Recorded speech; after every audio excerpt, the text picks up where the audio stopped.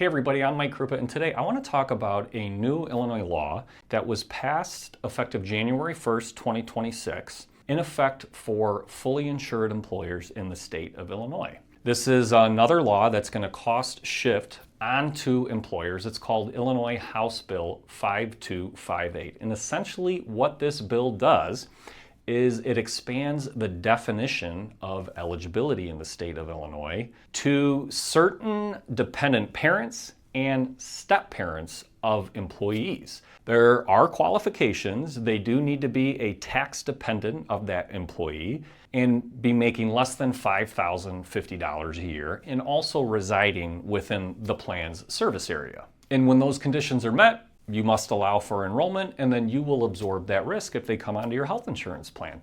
And let me tell you, these are not going to be low utilizers of the health insurance plan. These are older folks. They are likely going to have some sort of chronic condition or be on some high-cost specialty medication.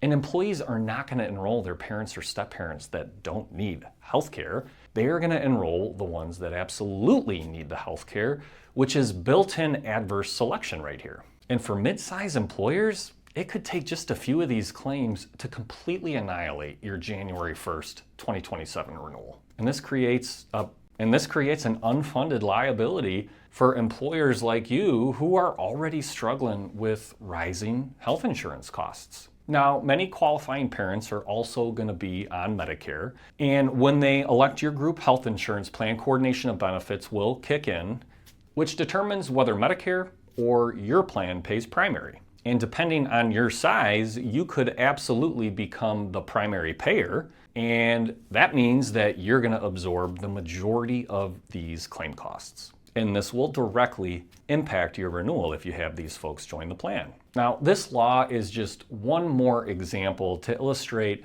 how fully insured health plans leave you as the employer vulnerable. And look, I'll say that not every employer is right to consider something outside of fully insured or a good candidate to consider something outside of fully insured.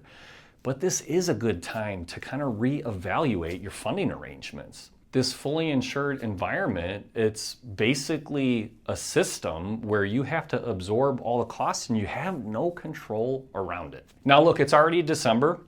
And this bill goes live January 1st, so candidly, your operational setup should be complete right now.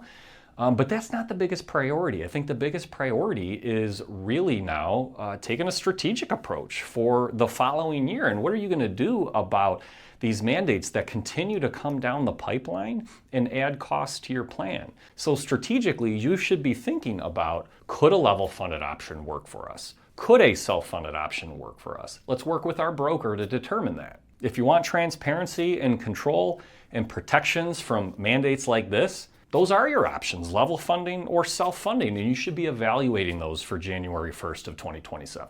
That's going to help you avoid being blindsided yet again. If you want some help evaluating how Illinois House Bill 5258 is going to impact you or your potential future renewal, feel free to reach out. Or if you're just looking for some new ideas, feel free to reach out as well. I think you know where to get me by now. Thanks.